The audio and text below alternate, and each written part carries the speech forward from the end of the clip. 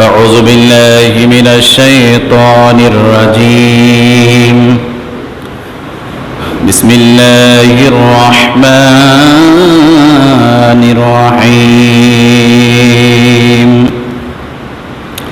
إن الحمد لله نحمده ونستعينه ونستغفره ونعوذ بالله من شرور أنفسنا ومن سيئات أعمالنا من يهده الله فلا مضل له ومن يضلله فلا هادي له ونشهد أن لا إله إلا الله وأن محمدا عبده ورسوله الذي أرسله بالحق بشيرا ونذيرا وداعيا إلى الله بإذنه وسراجا منيرا فقد قال الله تعالى في كلامه المجيد والفرقانه الحميد أعوذ بالله من الشيطان الرجيم بسم الله الرحمن الرحيم وهو يعظه يا بني لا تشرك بالله إن الشرك لظلم عظيم صدق الله العلي العظيم وصدق رسوله النبي الحبيب الكريم ونحن على ذلك من الشاهدين والشاكرين والحمد لله رب العالمين وقال الله تعالى في شان حبيبي ومحبوبه مخبرا وعامرا إن الله وملائكته يصلون على النبي يا أيها الذين آمنوا صلوا عليه وسلموا تسليما اللهم سيدنا مولانا محمد وعلى آل سيدنا مولانا محمد এই দুনিয়া মুসাফির ভাই কবর আসল ঠিকানা কেউ আগে রওয়ানা হয় কেউ পিছে রওয়ানা আল্লাহুম্মা সাইয়্যিদানা মাওলানা মুহাম্মদ ওয়া আলা আলি সাইয়্যিদিনা مولانا محمد صلاة يا رسول الله عليكم سلام يا حبيب الله عليكم صلاة يا رسول الله عليكم سلام يا حبيب الله عليكم لا إله إلا الله لا إله لا إله إلا الله لا إله إلا الله لا إله إلا الله لا إله إلا لا إله إلا الله محمد رسول الله صلى الله عليه وسلم উপস্থিত মুআজ্জাজ মুহতারাম সম্মানিত মুসল্লিয়ান ইকরাম যারা আসছেন এবং আসতেছেন সকলের প্রতি সালাম। আসসালামু আলাইকুম ওয়া রাহমাতুল্লাহি ওয়া বারাকাতুহু।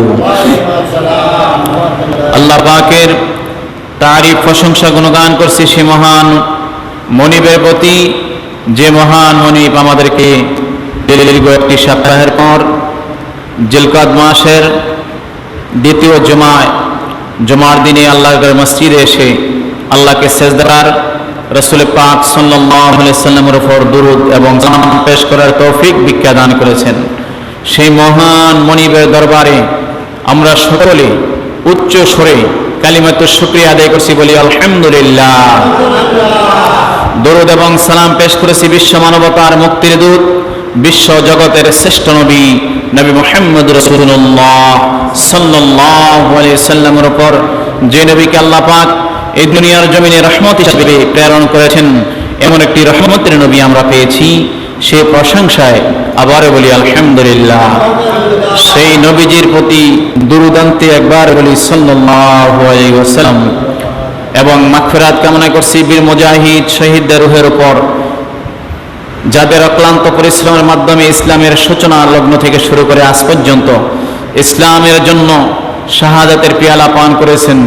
সকল শুহাদার কবরগুলা আল্লাহ পাক যেন জান্নাতুল ফেরদাউসের উচ্চ মাকাম দান করে বলে আমিন। এবং তাদের সাথে সাথে যেন আল্লাহ পাক আমাদেরকেও কবুল আর মঞ্জুর করে তাদের সাথে জান্নাতের যাওয়ার তৌফিক ভিক্ষা দান করে বলে আমিন।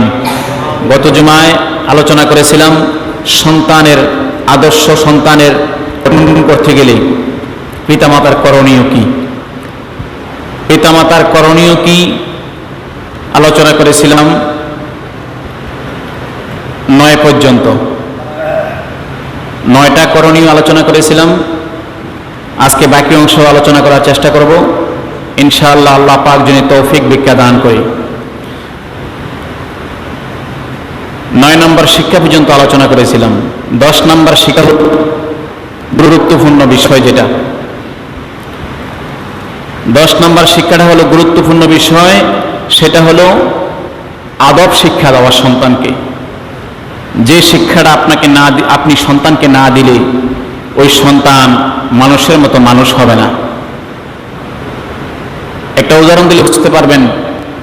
গরু যখন কোনো বাচ্চা প্রসব করে, গরুর বাচ্চা গরু হয়ে যায়, ছাগল বাচ্চা ছাগল হয়ে যায়, একটা পাখির বাচ্চা পাখি হয়ে যায়, কিন্তু মানুষের বাচ্চা মানুষ হয় না। এটাকে মানুষ বানাতে হয়। পৃথিবীতে মানুষ কমছে, জনসংখ্যা বাড়ছে, সকলে মানুষ না। সারা পৃথিবীতে জনসংখ্যা বাড়ছে কিন্তু মানুষ বাড়তেছে না, মানুষ দিন দিন কমতেছে। একমাত্র শিক্ষার অভাব, সুশিক্ষার অভাব, আদব শিক্ষার অভাব। আমার নবীজি বলেছেন, সন্তানকে আদব শিক্ষায় শিক্ষিত করো, তাহলে সে মানুষের মতো মানুষ হবে। এই সন্তান যখন আস্তে আস্তে বড় হবে, সন্তানদেরকে সুশিক্ষায় শিক্ষিত করবেন, তাদেরকে কালিমা শিখাবেন, তাদেরকে তাওহীদ শিখাবেন। সর্বপ্রথম কাজ হলো তাওহীদ শিক্ষা দেওয়া, একাত্মবাদ শিক্ষা দেওয়া। আল্লাহ এক, অদ্বিতীয়, আল্লাহর কোনো শরীক নেই, একমাত্র সেজদার মালিক আল্লাহ। আল্লাহ ছাড়া এই পৃথিবীতে কাউকে সেজদা করা যাবে না। ওই সন্তানকে শিক্ষা দিবেন যাতে করে সন্তান শিরিক না করে, শিরিকের আস্তানায় না ঢোকে, শিরিক থেকে পবিত্র থাকে। আল্লাহ পাক ইচ্ছা করলে আপনি দুনিয়াতে যত গুনাহ করেছেন, হাসরের দিন আল্লাহ পাক ইচ্ছা করলে আপনাকে মাফ করে দিতে পারে, কিন্তু আল্লাহ পাক শিরিকের গুনাহ কোনোদিন মাফ করবেন না। পরবর্তী আলোচনা আসতেছে। এই শিরিক থেকে বিরত থাকার জন্য সন্তানদেরকে শিক্ষা দিবেন তাওহীদের শিক্ষা। তাওহীদের বিপরীত হলো শিরিক, আর ঈমানের বিপরীত হলো কুফর। এগুলা শিক্ষা দিবেন সন্তানদেরকে। তাওহীদের শিক্ষা প্রথম শিক্ষার মধ্যে, তারপরে রিসালাতের শিক্ষা, আমার নবীজির রিসালাত সম্পর্কে শিক্ষা দিবেন। তাওহীদ যেখানে, রিসালাত সেখানে, আল্লাহ যেখানে, আমার নবীজি সেখানে। লা ইলাহা ইল্লাল্লাহু মুহাম্মাদুর রাসূলুল্লাহ। এখানে দুইটা অংশ, একটা কালিমা তৈয়বার মধ্যে দুইটা অংশ, লা ইলাহা ইল্লাল্লাহ একটা অংশ, মুহাম্মাদুর রাসূলুল্লাহ। দুটোটা অংশ মিলে একটা কালিমা হয়েছে। আপনি শুধু লা ইলাহা ইল্লাল্লাহ বললেন, আপনি মুসলমান হইতে পারবেন না। যদি আপনি মুহাম্মাদুর রাসূলুল্লাহ সাল্লাল্লাহু আলাইহি সাল্লাম না পড়ে এবং বিশ্বাস না করেন, তাহলে যেখানে তাওহীদের ঘোষণা, ওই জায়গায় রিসালাতের ঘোষণা। তাওহীদ যেখানে, রিসালাত সেখানে, আল্লাহ যেখানে, নবীজি সেখানে। আল্লাহ পাক রাসূল পাক সাল্লাল্লাহু আলাইহি সাল্লামকে এমন এক সম্মান মর্যাদা দিয়েছেন, আমরা কমাইতে গেলেও কমাইতে পারবো না, এমন সম্মান আল্লাহ তাআলা রাসূল পাক সাল্লাল্লাহু আলাইহি সাল্লামকে দিয়েছেন। এই জন্য তো প্রথমে শিক্ষা দিবেন তাওহীদের শিক্ষা, রিসালাতের শিক্ষা, তারপরে কোরআনের সহি শিক্ষা। কোরআনটাকে সহি শুদ্ধভাবে ছেলে মেয়েদেরকে শিক্ষা দিবেন। প্রাথমিক শিক্ষাটা যেটা মক্তবের শিক্ষা, আমরা গ্রাম অঞ্চলে বেশিরভাগ মক্তবটা চালু আছে, কিন্তু শহর অঞ্চলে সে মক্তব জানে না। ছেলেমেয়েরা মক্তব কি এটাও জানে না, কোরআনের শিক্ষাটা কি ওইটাই জানে না। ছোট্টবেলায় ওই কেজি স্কুলে ঢুকিয়ে দেয়, ইংরেজি শিক্ষা, বাংলা শিক্ষা শিক্ষিত করে সন্তানদেরকে, কিন্তু কোরআনের শিক্ষায় ছেলে মেয়েদেরকে শিক্ষিত করে না। এই সন্তানগুলাই মা বাবাকে বৃদ্ধাশ্রমে নিয়ে যায়, কারণ তার মধ্যে তো শিক্ষা নাই, সেই শিক্ষাটা নাই, কোরআনের শিক্ষা নাই, হাদিসের শিক্ষা নাই, আখলাক শিক্ষা নাই, তাওহীদ রিসালাতের শিক্ষা নাই তাদের মধ্যে। প্রাথমিক শিক্ষাটা হলো কোরআনের শিক্ষা। মক্তবের শিক্ষাটা সন্তানদেরকে দিবেন। অনেকের ছেলে মেয়েদেরকে মক্তবে পাঠান না, ছেলে মেয়েদেরকে মক্তবের শিক্ষা দেন না, গুমরাহী হয়ে যাচ্ছে সমাজ দিনে দিনে। প্রাথমিক শিক্ষা সন্তানদেরকে কোরআনের শিক্ষা দিবেন সহি শুদ্ধভাবে। যেই জায়গার মধ্যে সহি শুদ্ধভাবে কোরআন শিক্ষা দেওয়া হয় ওই জায়গায় দেওয়ার চেষ্টা করতে হবে। আপনি কোরআন শিক্ষা দিলেন সন্তানদেরকে, ওই শিক্ষক কোরআনটাকে সহি শুদ্ধভাবে শেখাইতে পারলো না। রাসূল পাক সাল্লাল্লাহু আলাইহি ওয়াসাল্লাম বলেছেন, রুব্বা তালিল কুরআনা ইয়ালআনাহু, এমন কোরআন পাঠ করে এসে কোরআন তার জন্য অভিশাপ দিয়ে লানত করে, কারণ সহি শুদ্ধভাবে কোরআনটা শিখে নাই। এই জন্য সন্তানদেরকে প্রাথমিক শিক্ষাটা কোরআনের শিক্ষা এবং বিভিন্ন মাসলা মাসাইল কোরআনের শিক্ষাটা মক্তবের মধ্যে সন্তানকে দিয়ে দিবেন, দেওয়ার চেষ্টা করবেন। রাসূল পাক সাল্লাল্লাহু আলাইহি ওয়াসাল্লাম বলেছেন, আল ইলমু ফিস সিগারে কা নাকশা ফিল হাজারে। শিশুকালের শিক্ষাটা এমন একটা শিক্ষা, যে শিক্ষাটা অন্তরের মধ্যে এমনভাবে গেঁথে দেওয়া হয়, গেঁথে যায়। নবীজি বলেছেন, কা নাকশা ফিল হাজার, হাজার মানে পাথর, পাথরের মধ্যে খোদাই করলে যেমন নকশাটা মুছে যায় না, তদ্রূপ শিশুকালের সন্তানদের যে শিক্ষাটা দেওয়া হয় ওই শিক্ষাটা সে আর কোনোদিন মুছে যায় না। সুবহানাল্লাহ।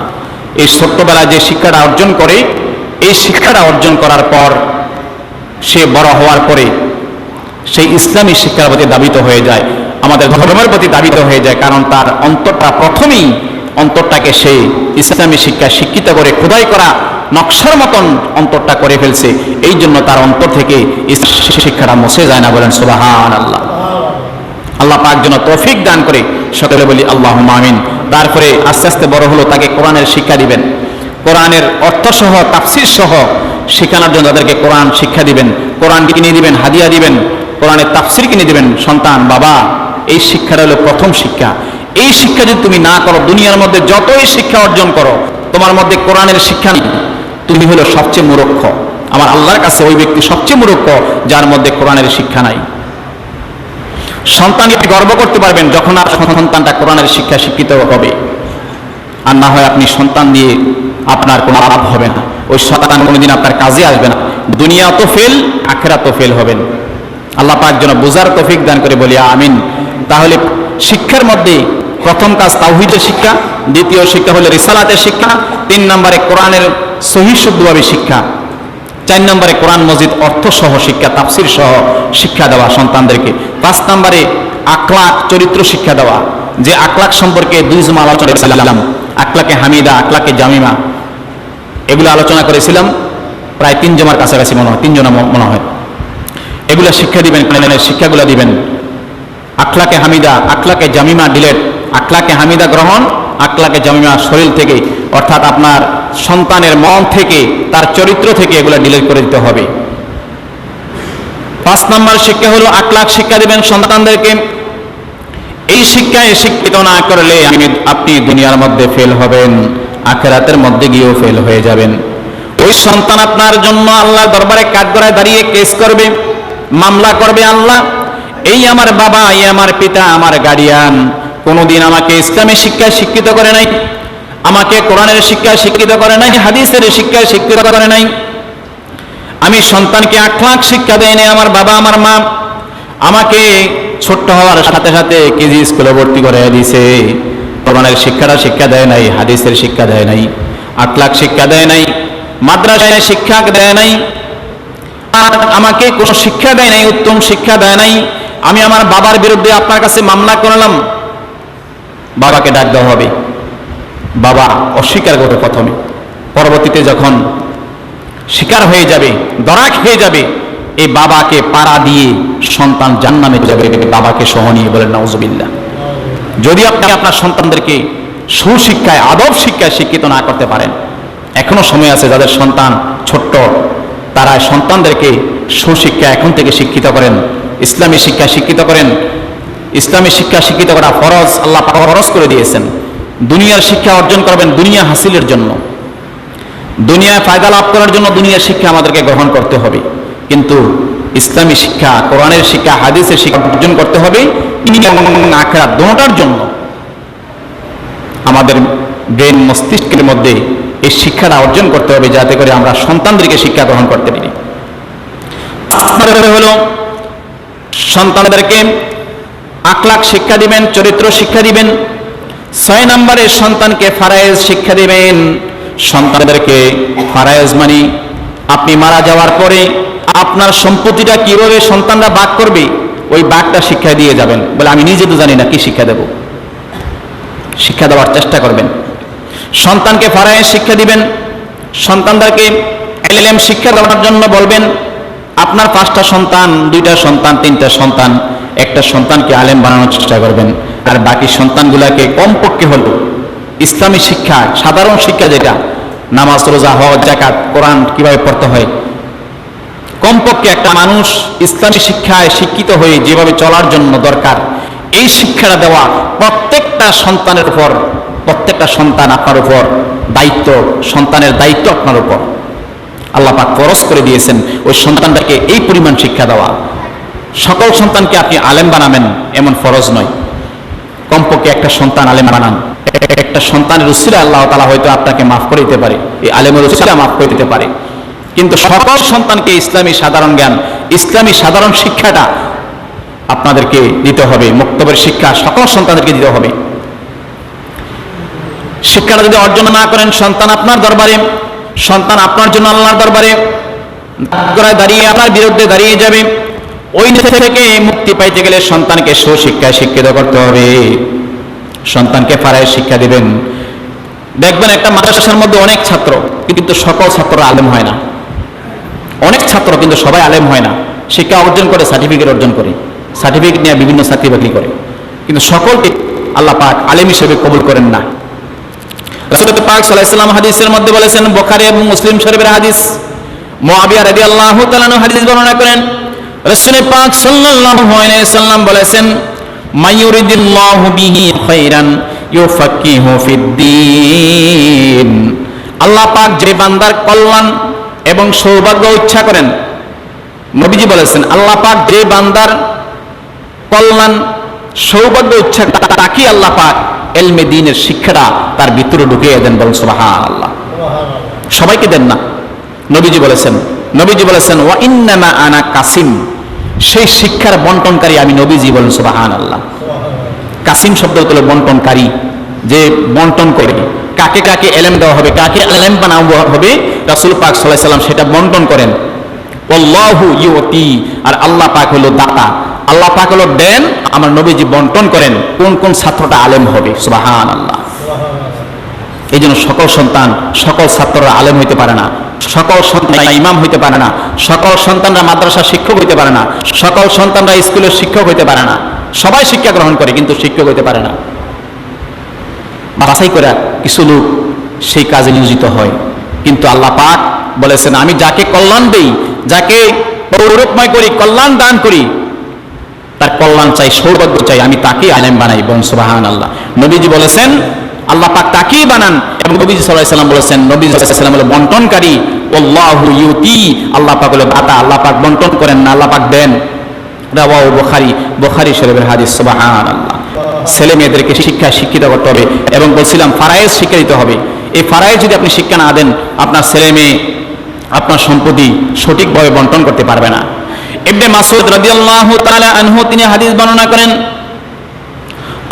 তিনি বলেন, লি রাসূলুল্লাহ সাল্লাল্লাহু আলাইহি সাল্লাম রাসূল পাক সাল্লাল্লাহু আলাইহি সাল্লাম আমাদেরকে বললেন, ইবনে আব্বাস বলেন, ও আমার উম্মতেরা, রাসূল পাক সাল্লাল্লাহু আলাইহি সাল্লাম বলেছেন, ও আমার উম্মতেরা, তাআল্লামুল ইলমি ওয়া আল্লিমুহুন নাস, ও আমার উম্মতেরা রে, তোমরা এলেম অর্জন করো, ইসলামী জ্ঞানের পণ্ডিত হও, ইসলামী জ্ঞানটা অর্জন করো, এলেম অর্জন করো। ওয়া আল্লিমুহুন নাস, সে এলেমটা মানুষদেরকে শিক্ষা দাও। যে শিক্ষাটা অর্জন করলে মানুষ ঈমানদার হবে, মুসলমান হবে, মুমিন হবে, মুসলমান হবে, ওই মানুষদেরকে সেই এলেমটা শিক্ষা দাও। এবং নবীজি বলেছেন, ওয়া তাআল্লামুল, রাসূল পাক সাল্লাল্লাহু আলাইহি সাল্লাম বলেছেন, তাআল্লামুল ফারাইজ, তোমরা মানুষদেরকে ফারাইজ শিক্ষা দাও। ওয়া আল্লিমুহান নাস, এবং মানুষদেরকে নিজে ফারাইজ শিক্ষা করো। তাআল্লামুল ফারাইজ, নিজে ফারাইজ শিক্ষা করো এবং মানুষদেরকে ফারাইজ শিক্ষা দান করো। ফারাইজ মানে পিতামাতার সম্পত্তি কিভাবে ভাগ করবে, ওই সন্তানদেরকে ওই শিক্ষাটা দিবেন, এটার নাম হলো ফারাইজ শিক্ষা। তাআল্লামুল কোরআন, সন্তানদেরকে মানুষদেরকে কোরআনের শিক্ষা দাও। ওয়া আল্লিমুহুন নাস, এবং মানুষদেরকে সেই কোরআনের শিক্ষা শিক্ষিত করো। রাসূল পাক সাল্লাল্লাহু আলাইহি সাল্লাম প্রথমে বলেছেন, তোমরা ইসলামী শিক্ষা শিক্ষিত করো, শিক্ষিত নিজে হও, অন্যদেরকে শিখাও। তারপরে ফারাইজ শিক্ষা নিজে করো, অন্যদেরকে শিখাও। কোরআনের শিক্ষা নিজে অর্জন করো, অন্যদেরকে শিখাও। কেননা ফাইন্নী ইমরাউন মাকবুদুন, নিশ্চয়ই আমি, কেননা আমি অচিরেই দুনিয়া থেকে বিদায় নিয়ে চলে যাব। ও আমার উম্মতেরা, তোমরা এই শিক্ষায় শিক্ষিত হও, অচিরেই আমি দুনিয়া থেকে বিদায় নিয়ে চলে যাব। ওয়াল ইলমু ইয়ানকাবিদু, এবং এলেমকে উঠিয়ে নেওয়া হবে, সংকীর্ণ করা হবে। এলেমটাকে উঠিয়ে নেওয়া হবে দুনিয়া থেকে আস্তে আস্তে করে। কেমন উঠিয়ে নেওয়া হবে?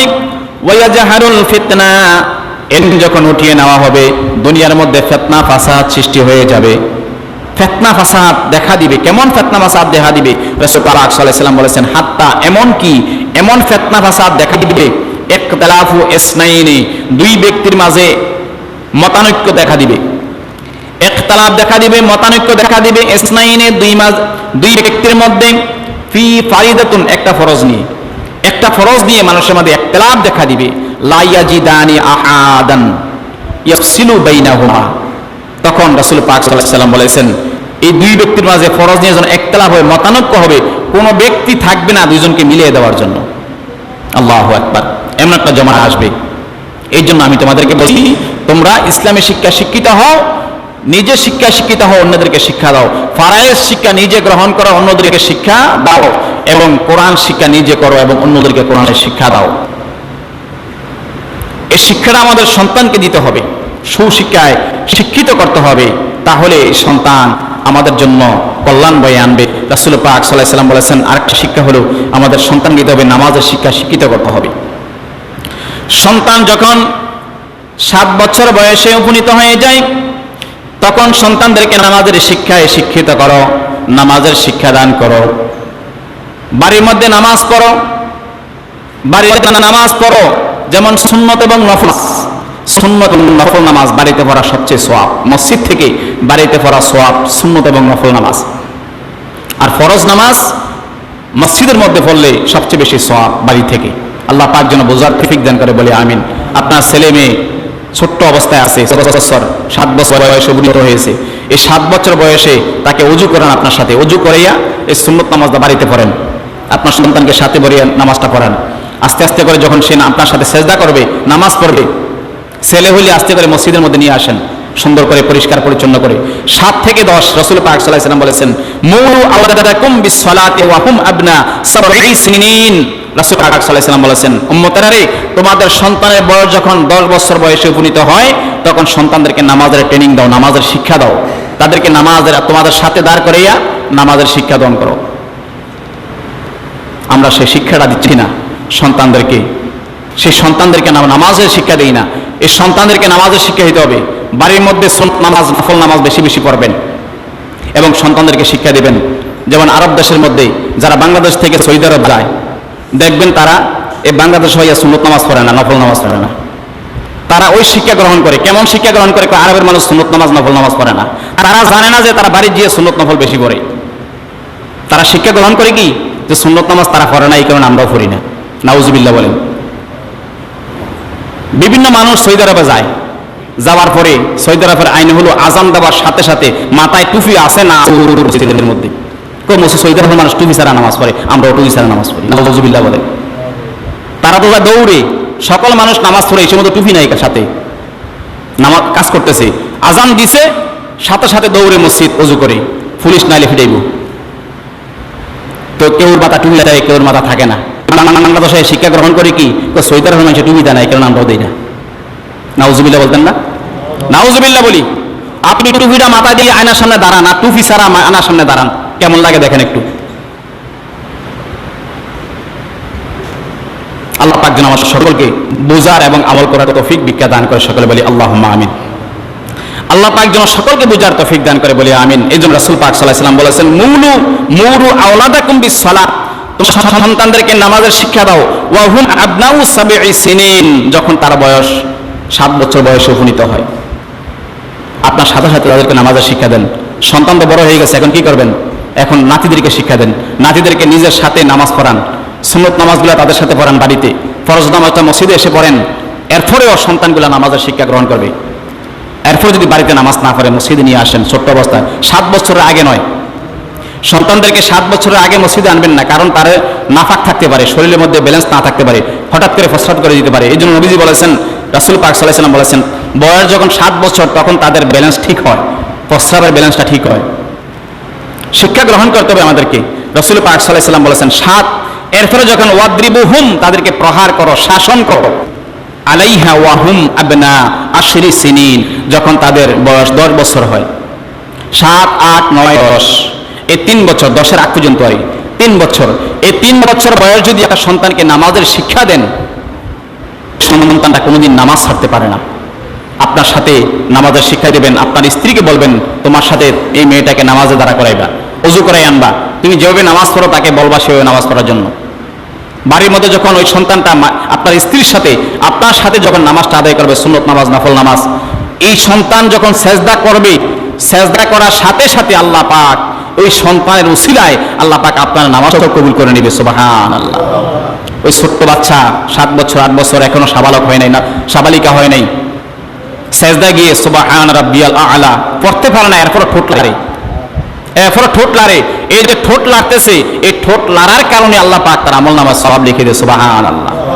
বাচ্চার আমলনামা এখনো খোলে নাই, সাবালক সাবালিকা হওয়ার পর থেকে আমলনামা খোলে, কিন্তু এর আগে এই বাচ্চাগুলো যখন নামাজ পড়বে, ইসলামী জ্ঞান অর্জন করবে, আলিফ বাতা পড়বে, কোরআনের শিক্ষা শিক্ষিত করবে, এই শিক্ষা অর্জন করার যে সওয়াবটা হবে, ওই সওয়াব মা বাবার আমলনামায় আল্লাহ পাক পৌঁছিয়ে দিবে, বলেন সুবহানাল্লাহ। আল্লাহ পাক যেন আমাদের সকলের সন্তানদেরকে এই শিক্ষায় শিক্ষিত করার তৌফিক দান করে, সকলে বলি আল্লাহুম্মা আমিন। এবং রাসূল পাক সাল্লাল্লাহু আলাইহি ওয়াসাল্লাম বলেছেন, রাসূল পাক সাল্লাল্লাহু আলাইহি ওয়াসাল্লাম বলেছেন, ওয়াফাররিকু বাইনাহুম ফিল মাদাজি'i, যখন ছেলে মেয়েদের বয়স 10 বছর বয়সে উপনীত হয়ে যায় তখন তাদের বিছানাটা আলাদা করে দাও, কারণ 10 বছর বয়স থেকে শুরু করে তাদের সাবালক সাবালিকা হওয়া শুরু করে দেয়। এই 10 বছর থেকে বেশিরভাগ মেয়েরা সাবালিকা হয়, ছেলেরা একটু দেরি হয়, কিন্তু 10 বছর থেকে যে কোনো ছেলে মেয়ে হইতে পারে সাবালক সাবালিকা। এই জন্য রাসূল পাক সাল্লাল্লাহু আলাইহি ওয়াসাল্লাম বলেছেন, তোমাদের ছেলে মেয়েদেরকে বিছানা আলাদা করে দাও 10 বছর বয়সে, তখন তারা তাদের বিভিন্ন জিনিস বুঝতে পারে। তারা যখন মা বাবাকে অনাকিঙ্গিত অবস্থা দেখতে পারে, তাদের মনের মধ্যে ঘৃণা থাকতে পারে, ঘৃণা জন্মাতে পারে।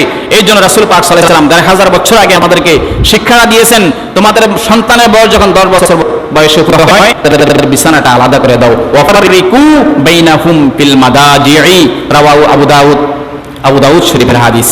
আল্লাহ পাক যেন আমাদের সন্তানদেরকে এইভাবে শিক্ষায় শিক্ষিত করার তৌফিক দান করে, সকলে বলি আল্লাহুম্মা আমিন। তারপরে ছেলে মেয়েদেরকে আল্লাহর ভয় শিক্ষা দিবেন, আল্লাহর ভয় সন্তানদেরকে শিক্ষা দিবেন। গুনাহ করলে কবরের মধ্যে শাস্তি পেতে হবে, গুনাহ করলে জাহান্নামে যেতে হবে, নামাজ না পড়লে শাস্তি পেতে হবে, কবরের মধ্যে শাস্তি পেতে হবে, জাহান্নামের আগুনে জ্বলতে হবে। বিভিন্ন ভয় শিক্ষা দিবেন সন্তানদেরকে। তারপরে শিক্ষার মধ্যে রয়েছে হালাল হারাম শিক্ষা দিবেন। একটা সন্তান চুরি করে একটা কাঁঠাল আনছে গাছ থেকে, আপনি আগে জিজ্ঞাসা করবেন কার বাড়ি থেকে কাঁঠালটা আনছস, আগে জিজ্ঞাসা করবেন এই আমটা কোথায় থেকে আনছস। বিভিন্ন শশা গাছ লাগাইছে অনেকে ব্যবসা করার জন্য, অনেকে তরকারি ক্ষেত করে, এগুলোর থেকে সন্তান কাঁচামরিচ চুরি করে নিয়ে যায়, তারপর শশা চুরি করে নিয়ে যায়, খেজুর চুরি করে নিয়ে যায়, মা বাবা জিজ্ঞাসা করে না। মা বাবার দায়িত্ব হলো প্রথমে জিজ্ঞাসা করতে হবে এগুলো কোথা থেকে আনছস। যেখান থেকে আনছস তাড়াতাড়ি ওইখানে দিয়ে যা। ওই সন্তানটা আপনার থেকে হালাল হারাম শিক্ষা গ্রহণ করবে, ওই সন্তানটা আপনার থেকে আদব শিক্ষা পাবে। আর যদি আপনি তাকে নিষেধ না করেন, এগুলা যদি না বলেন, ওই সন্তানটা আস্তে আস্তে করে চোর বাটপার হয়ে আস্তে আস্তে বড় হবে। আল্লাহ পাক যেন আমাদের সকলকে এরকম সন্তান থেকে হেফাজত নসিব করে, সকলে বলি আল্লাহুম্মা আমিন। তারপরে 4 নম্বরে জবাবদিহিতার শিক্ষা দিবেন সন্তানদেরকে। জবাবদিহিতার শিক্ষা, আল্লাহর ভয়, বিভিন্ন জিনিসের জবাবদিহি করতে হবে আল্লাহর দরবারে, এগুলা শিক্ষা দিবেন। এগুলা বিস্তারিত ব্যাখ্যা করতে অনেক সময় দরকার, আমি শুধু পয়েন্টগুলো আলোচনা করে যাচ্ছি। এগুলা শিক্ষা দেওয়ার চেষ্টা করবেন। তারপরে মেয়েদেরকে পর্দা ফুসিতে রাখার চেষ্টা করবেন, শিক্ষা দিবেন, মা তুমি পর্দা ফুসিতে থাকতে হবে, আর না হয় তুমি যদি বেপরদাভাবে চলো তাহলে তোমার উপর যে গুনাহ হবে ওই গুনাহটা আমার আমলনামায় চলে যাবে, বলে নাউজুবিল্লাহ। সন্তানদেরকে, মেয়েদেরকে পর্দা ফুসিতে রাখার চেষ্টা করবেন এবং তাদেরকে পর্দা ফুসিতার শিক্ষা শিক্ষিত করবেন। তাহলে ওই সন্তান যখন পর্দা ফুসিতে থাকবে, আপনার কোনো গুনাহ হবে না, মেয়ের গুনাহ হবে না, আপনার কোনো গুনাহ হবে না। তারপরে মা বাবার সাথে সদ্য ব্যবহার, এগুলো সন্তানদেরকে শিক্ষা দিবেন। তারপরে মেয়েদেরকে স্বামী এবং শ্বশুরের সাথে, শ্বশুরের বাড়ির লোকদের সাথে কিভাবে আচরণ করতে হবে, কিভাবে সুন্দর ব্যবহার করতে হবে, আখলাক দেখাতে হবে, এই শিক্ষাটা আপনার মেয়েকে আপনি দিয়ে দিবেন। ভালো ব্যবহার কিভাবে করতে হবে এই শিক্ষায় শিক্ষিত করবেন। তাহলে ওই সন্তান যখন বড় হবে, আস্তে আস্তে করে সুশিক্ষায় শিক্ষিত হবে, তাহলে তার মধ্যে আদব শিক্ষাটা ঢুকে যাবে। এই আদব শিক্ষা যখন ঢুকে যাবে, ওই সন্তানটা সমাজের মধ্যে, দেশের মধ্যে একটা সম্পদ হয়ে দাঁড়াবে। কিয়ামতের ময়দানে আপনাদের নাজাতের জরিয়া হয়ে দাঁড়িয়ে যাবে, বলুন সুবহানাল্লাহ। এবার আসি, লোকমান আলাইহিস সালাম তার সন্তানদেরকে কি শিক্ষা দিয়েছিলেন। যারা কোরআন শরীফ পড়তে পারেন এবং যাদের মোবাইলের মধ্যে আছে, ইনস্টল করে নেবেন তাফসির ইবনে কাসির, তাফসিরে জালালাইন, এগুলো ইনস্টল করে নেবেন।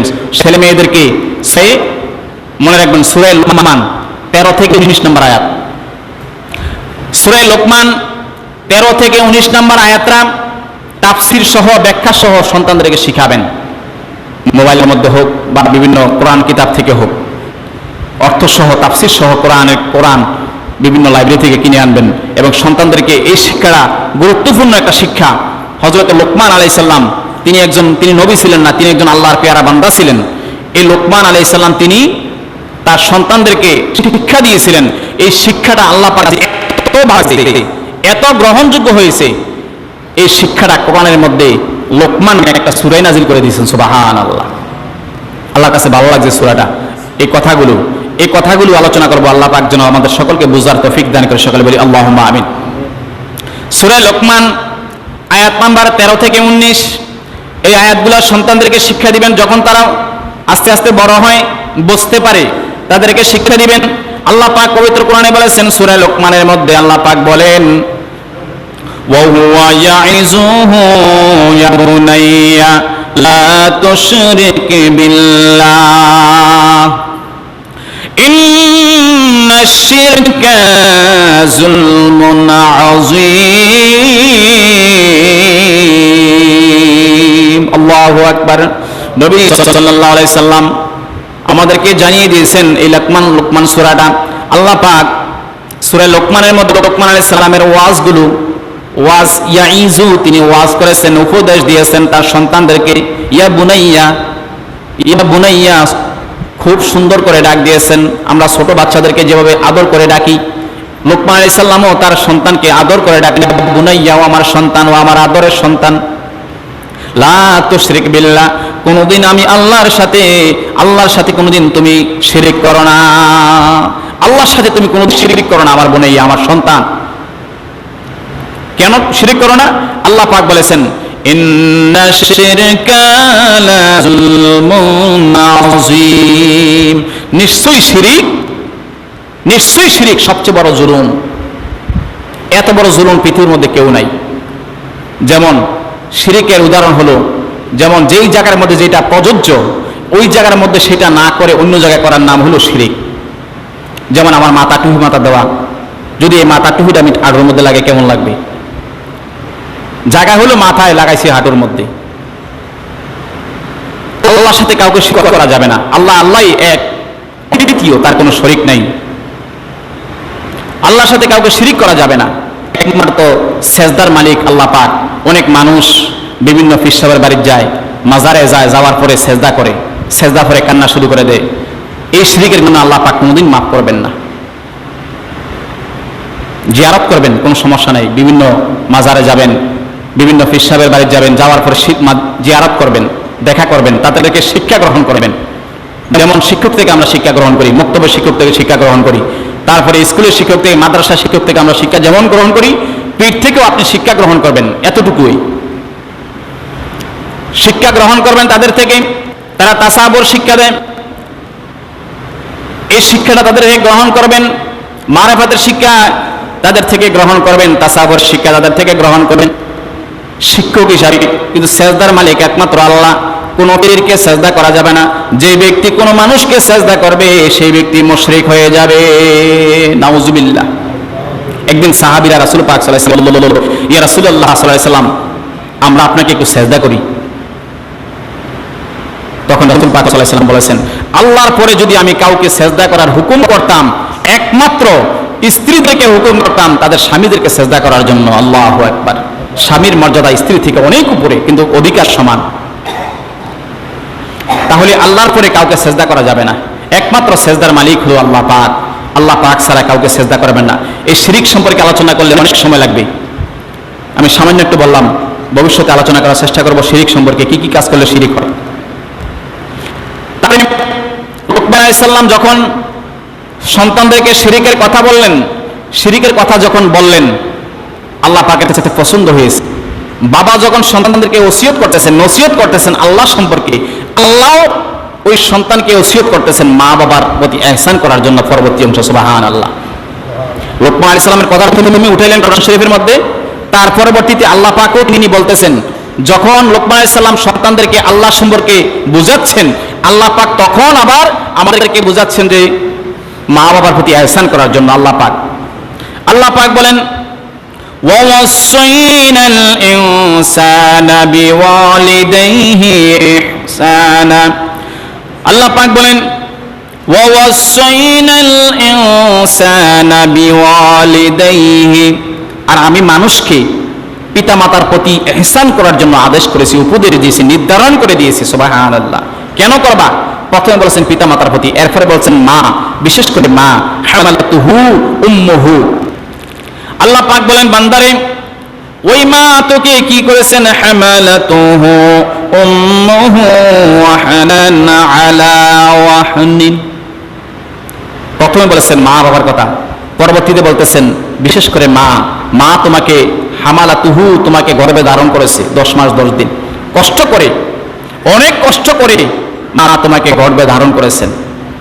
এত কষ্ট হয়েছে এই মা। একটা মা যখন গর্ভবতী হয়ে যায়, সে মা কোনো কিছু খাইতে পারে না, বমি করে দেয়, ঘুমাইতে পারে না, সমস্যা হয়। রাসূল পাক সাল্লাল্লাহু আলাইহি ওয়াসাল্লাম বলেছেন, যে মা সন্তান গর্ভে ধারণ করে খাইতে পারে না, এই না খাওয়ার কারণে যে উপবাস থাকে, এই সন্তান গর্ভে ধারণ করার পরে যতদিন পর্যন্ত এইভাবে খাইতে পারে না, ততদিন রোজা রাখলে যে সওয়াব হবে, আল্লাহ পাক তার আমল নামায় 100 লিখে দেবে। সুবহানাল্লাহ। এই যে খাইতে পারে না, বিক্রি করে মাথা ঘুরায়, এই না খাওয়ার কারণে, বেশি বেশি না খাওয়ার কারণে, খাইতে পারে না যে কষ্ট করতেছে, যতদিন সন্তানটা পেটে ধারণ করে, আল্লাহ পাক ওই মায়ের আমল নামায় রোজা রাখার সওয়াব লিখে দেয়। সুবহানাল্লাহ। এবং রাত্রিবেলায় সন্তান লাথি মারে, গুতা মারে, মা চিৎকার করে উঠে দাঁড়িয়ে যায়, বসে যায়, ঘুমাইতে পারে না। সারা রাত নফল ইবাদত করলে যে সওয়াব হতো, সন্তানটা গর্ভে ধারণ করে মা রাত্রেবেলা ঘুমাইতে পারে না, একই আমল তার আমল নামায় লিখে দেয়। সুবহানাল্লাহ। একজন মায়ের সম্মান আল্লাহর কাছে অনেক বেশি, অনেক সম্মানিত মাকে করেছেন। এই জন্য বলেছেন উম্মতেরা, এই জন্য বলেছেন বান্দারা রে, তোদের মা বাবার খেদমত করবি, ইহসান করবি। এই মা তোকে 10 মাস 10 দিন গর্ভ ধারণ করেছেন। আল্লাহ পাক বলেন সূরা লোকমানের, ওয়াফিসালুহু ফি আমাইন। তার দুধ ছাড়ানো হয় 2 বছর বয়সে। 2 বছর পর্যন্ত তোদের মা তোদেরকে দুধ পান করেছে কষ্ট করে। এই জন্য আল্লাহ পাক বলতেছেন ওয়াশকুরুলি। আল্লাহ পাক বলেন আনিশকুরুলি ওয়ালি ওয়ালিদাইকা। সুতরাং আমার এবং তোমার মাতা পিতার কৃতজ্ঞ হও। আমি আল্লাহ পাকের এবং মাতা পিতার কৃতজ্ঞতা জ্ঞাপন করো। আমি আল্লাহ পাক তোমাকে সৃষ্টি করেছি, মা বাবা তোমাকে রহমত করেছে, মা তোমাকে পেটে ধারণ করেছে, দুধ খাওয়াইছে, প্রসব করেছে, তোমাকে পালছে। এই জন্য মা বাবার কৃতজ্ঞতা অর্জন করো। সুবহানাল্লাহ। আল্লাহ পাক বলেন ওয়া ইলাইয়াল মাসির, আর তোমাদের প্রত্যাবর্তন তো আমার দিকেই, আমি আল্লাহ পাকের দিকে তোমাদের প্রত্যাবর্তন করতে হবে, সে মা বাবার প্রতি ইহসান করো। সুবহানাল্লাহ।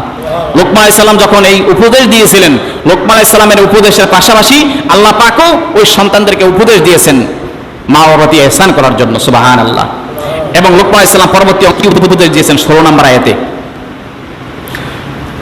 16 নম্বর আয়াতে লোকমান আলাইহিস সালাম উপদেশ দিয়েছেন, ইয়া বুনাইয়া, ও আমার সন্তান, আমার আদরের সন্তান, ইন্নাহা ইন তাকু মিসকালা হাববাতিন মিন খরদাল।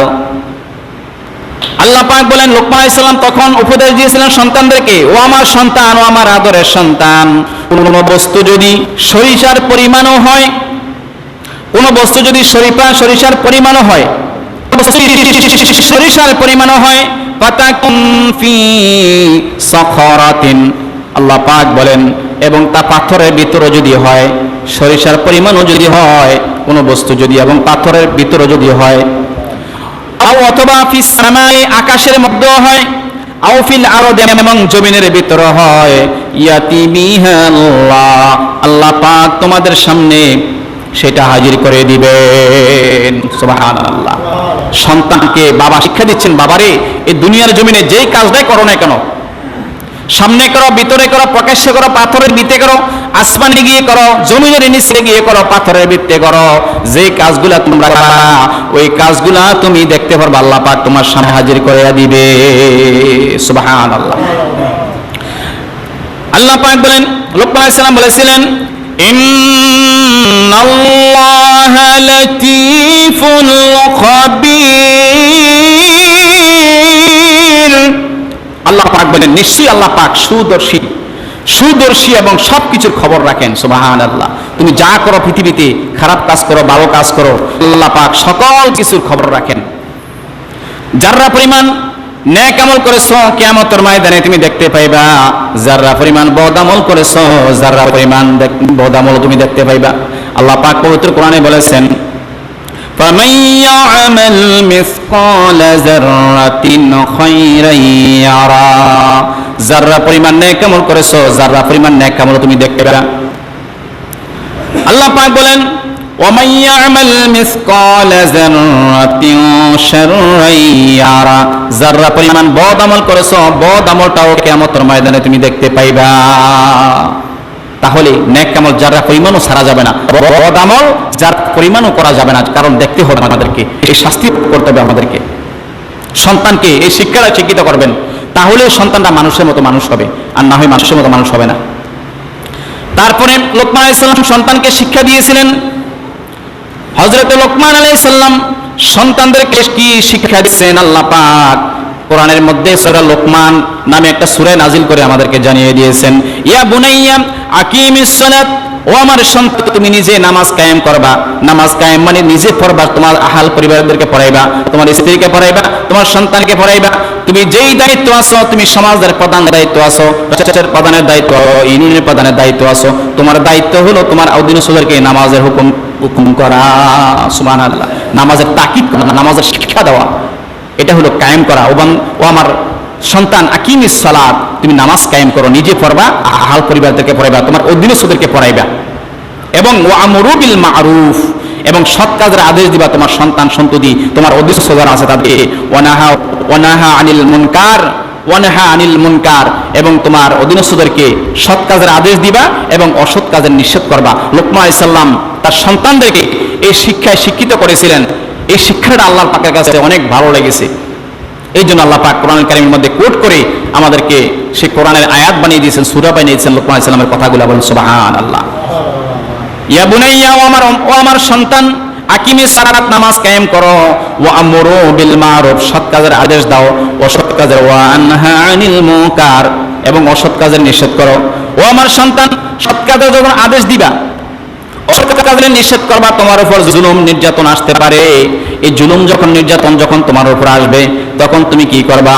ওয়াসবির আলাইহা মা আসাবাক, তখন তুমি ধৈর্য ধারণ করো, আর বিপদে আপদে ধৈর্য ধারণ করবা, আল্লাহকে সন্তুষ্ট করার জন্য আল্লাহর দিকে চেয়ে থাকবা, আল্লাহ আমি ভালো কাজ করে ফেলেছি, মানুষ আমার প্রতি জুলুম করতেছে, নির্যাতন করতেছে, আল্লাহ তুমি দেখতেছো, তাদের বিচার তুমি করো। এইভাবে করে আল্লাহ পাক বলেন লোকমান আলাইহিস সালাম সন্তানকে শিক্ষা দিয়েছেন, বাবারে ও আমার পুত্র, ইয়া বুনাইয়া, যখন তুমি বিপদে আপদে থাকবা, ওয়াসবির আলা মা সাবাকা, আর বিপদে আপদে তুমি ধৈর্য ধারণ করবা।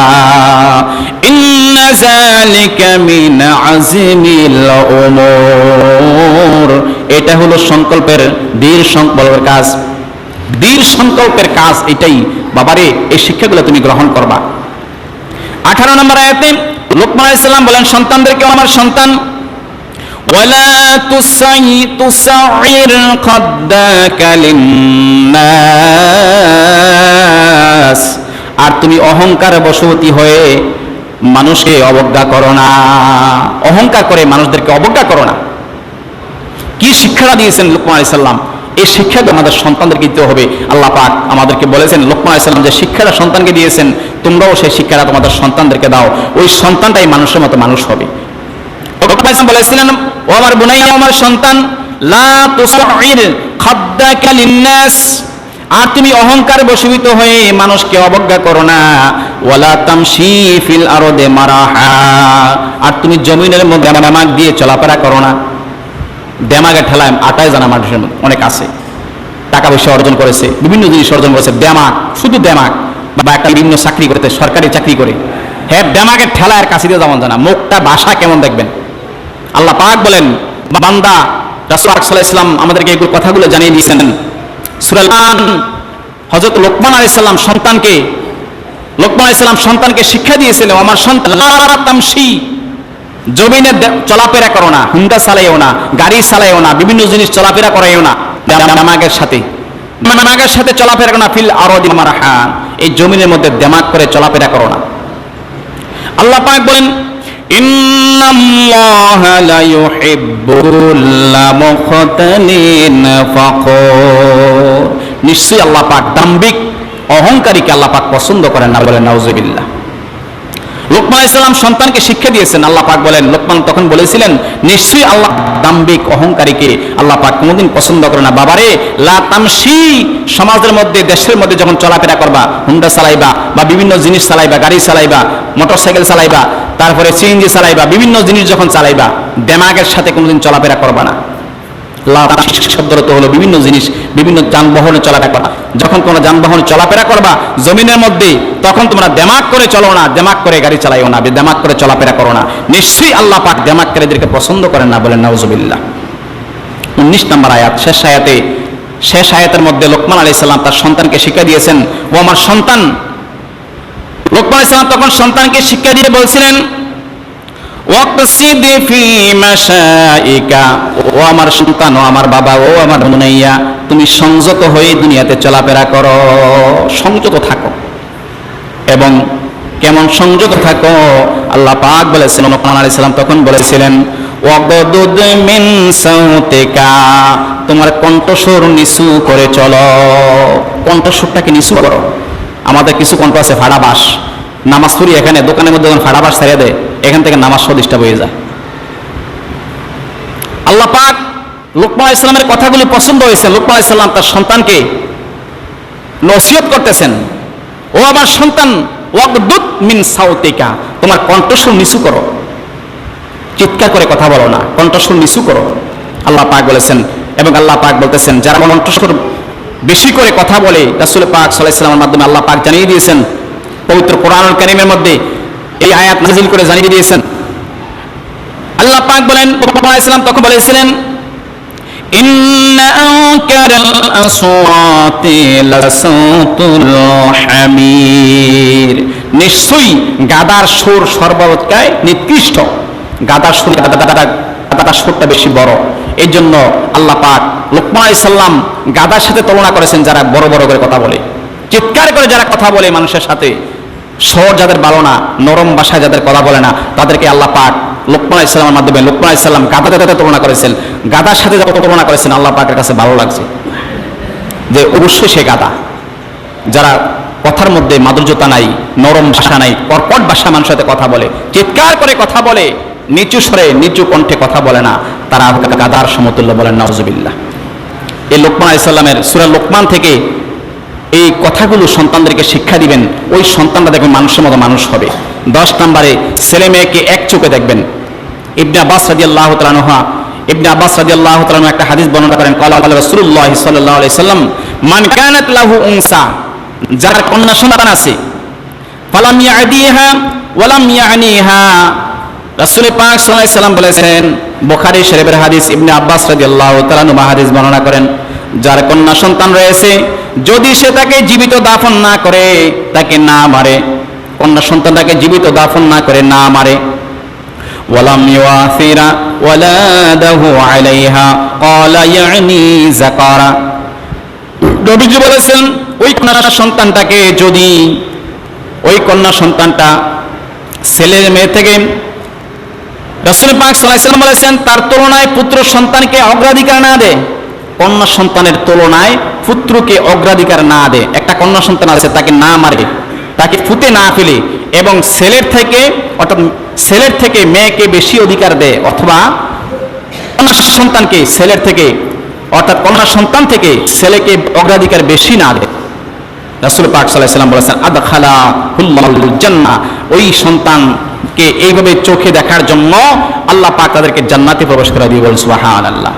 অর্থাৎ আপনি ছেলে মেয়ে সবাইকে এক চোখে দেখলেন, এক চোখে সন্তানকে দেখলেন, আপনি ছেলেকে মেয়ের উপর প্রাধান্য দিলেন না। অনেক মা বাবা আছে মেয়েদেরকে ভালো করে পড়ায় না, ছেলেদেরকে ভালো করে পড়ায়, ছেলেদেরকে ভালো করে খাওয়ায়, ওই ছেলেটা কামাই করে আমার খাওয়াবো, মেয়েটাকে বিয়ে দিবে জাগিয়ে কোনদিন পরে, একে ভালো করে পড়ায় না, শুধু ছেলেদেরকে ভালো করে পড়াবো, প্রাইভেট পড়াইবো, অনেক কিছু করাইবো, তারপরে ভালো শিক্ষা শিক্ষিত করবো, কিন্তু মেয়েদেরকে ভালো শিক্ষা শিক্ষিত করে না, ওই ব্যক্তি জান্নাতে যেতে পারবে না। রাসূল পাক সাল্লাল্লাহু আলাইহি ওয়াসাল্লামের ভাষায় নবীজি বলেছেন ওয়ালাম ইউসিরা ওয়ালাদাহু আলাইহা ক্বালা ইয়ানি যাকারা, যেই ব্যক্তি কোন ছেলে সন্তানকে কন্যা সন্তানের জন্য প্রাধান্য দেয় না, ওই ব্যক্তিরাই আদখালাহুল্লাহুল জান্নাহ, ওই ব্যক্তিরাই জান্নাতে প্রবেশ করবে, বলেন সুবহানাল্লাহ। বুখারী শরীফের হাদিস।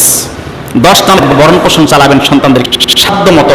ইবনে আবি সাঈদ খুদরী রাদিয়াল্লাহু তাআলা হাদিস বর্ণনা করেন, আন আবি সাঈদ খুদরী রাদিয়াল্লাহু তাআলা তিনি বর্ণনা করেন, ক্বালা ক্বালা রাসূলুল্লাহ সাল্লাল্লাহু আলাইহি ওয়াসাল্লাম, রাসূল পাক সাল্লাল্লাহু আলাইহি ওয়াসাল্লাম বলেছেন, মান আলা সালাসা বাতিন, যেই ব্যক্তির 3টা কন্যা সন্তান আছে, রাসূল পাক সাল্লাল্লাহু আলাইহি ওয়াসাল্লাম বলেছেন যেই ব্যক্তির 3টা কন্যা সন্তান আছে, এই 3টা কন্যা সন্তানকে ফাআদ বিহিন্না, তাকে আদব শিক্ষা দিল। আদব শিক্ষা কোনটা? ওই লোকমান আলাইহিস সালামের শিক্ষাগুলো বললাম।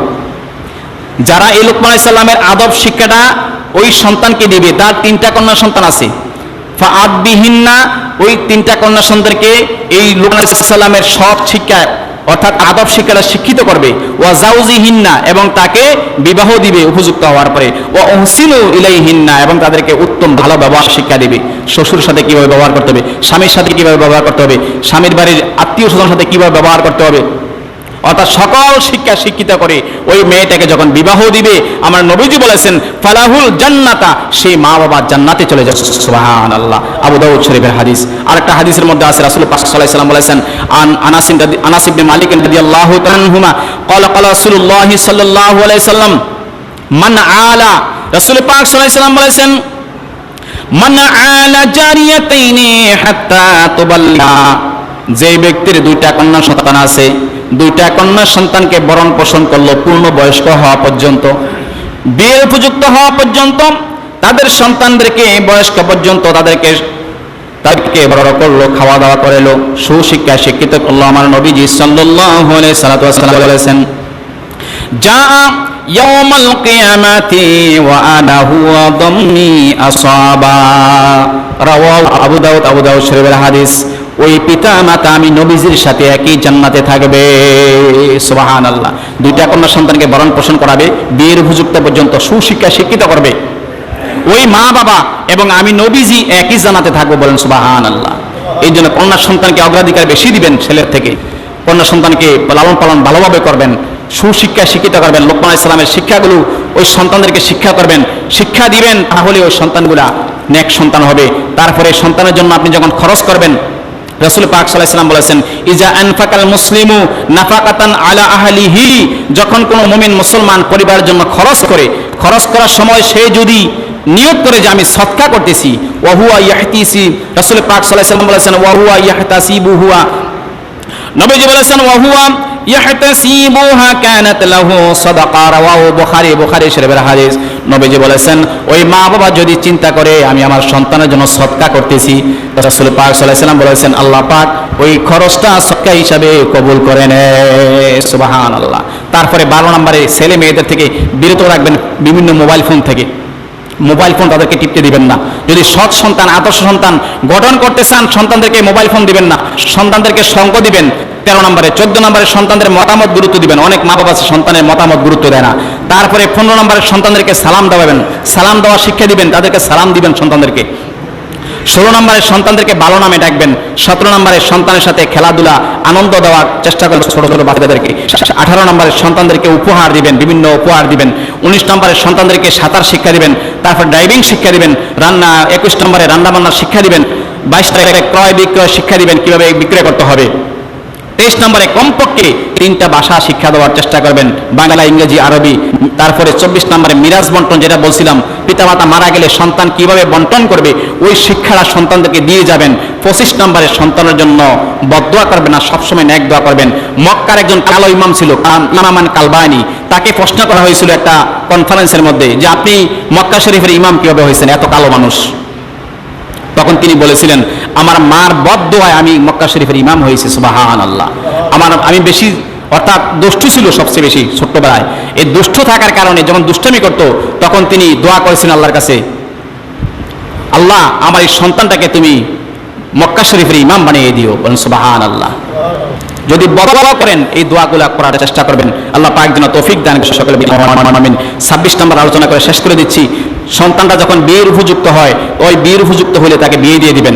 রাসূল পাক সাল্লাল্লাহু আলাইহি ওয়াসাল্লাম বলেছেন আন আবি সাঈদ ওয়া ইবনে আব্বাস রাদিয়াল্লাহু তাআলা আনহুমা ক্বালা ক্বালা রাসূলুল্লাহ সাল্লাল্লাহু আলাইহি ওয়াসাল্লাম, আবি সাঈদ ইবনে আব্বাস রাদিয়াল্লাহু তাআলা আনহুমা তিনি হাদিস বর্ণনা করেন, মান উলিদা লাহু, যখন কোনো সন্তান জন্মগ্রহণ করে, ফাল ইউসিনু ইসমুহু, তখন তার একটা সুন্দর একটা নাম রাখবা। ওয়া আদাবাহু, তাকে আদব শিক্ষা দিবা। আদব শিক্ষা কোনটা? সূরা লোকমান থেকে যেগুলো শিক্ষা আপনাদেরকে শুনাইছি এই শিক্ষাগুলো দিবেন সন্তানদেরকে। রাসূল পাক সাল্লাল্লাহু আলাইহি ওয়াসাল্লাম তাদের বলেছেন তাদেরকে আদাবাহু, ও তাদেরকে আদব শিক্ষা দিবেন। ফাইজা, যখন বালাগা পৌঁছে যাবে, ফালিউজাউইজুহু, বিয়ের উপযুক্ত হয়, যখন সে বিয়ের উপযুক্ত হয় তাদেরকে বিয়ে দিয়ে দিবেন। ফাইন বালাগা ওয়ালাম ইউজাউইজুহু, যদি বিয়ের উপযুক্ত হওয়ার পরে মা বাবা সন্তানদেরকে বিয়ে না দেয়, ফা আসাবা, এবং তারা অপকর্মে লিপ্ত হয়, রাসূল পাক সাল্লাল্লাহু আলাইহি ওয়াসাল্লাম বলেছেন ফা ইন্নামা ইসমুহু আলা আবিহি, ওই সন্তান যখন অপকর্ম করবে, খারাপ কাজ করবে, খারাপ রিলেশন করবে, প্রেম প্রীতি করবে, ওই গুনাহটা মা বাবার আমলনামায় পৌঁছে দেয়। আল্লাহ পাক বলেন নাউজুবিল্লাহ। বাইহাকি শরীফের হাদিস। সন্তান যখন বিয়ের উপযুক্ত হয় তাদেরকে বিয়ে করাই দিন। বিয়ে না করাইলে সন্তান যখন খারাপ কাজ করবে ওই খারাপ গুনাহটা আপনার আমলনামায়, আল্লাহ পাক যেন বুঝার তৌফিক দান করে। সকলে বলি আল্লাহুম্মা আমিন। এই সন্তানদেরকে সুশিক্ষা শিক্ষিত করতে গেলে এই শিক্ষাগুলো অর্জন করবেন। যারা পরে আসছেন সন্তানদের এই শিক্ষাগুলো শোনেন নাই, ইউটিউব চ্যানেল থেকে নিয়ে নেবেন এবং সন্তানদেরকে শিক্ষা দিবেন, এখন নিজেরাও শিক্ষা গ্রহণ করবেন। আল্লাহ পাক যেন আমাদের সকলকে যেন বুঝে আমল করার তৌফিক ভিক্ষা দান করে। সকলে বলি আল্লাহুম্মা আমিন। ওয়া আখিরু দাওয়ানা আলহামদুলিল্লাহ।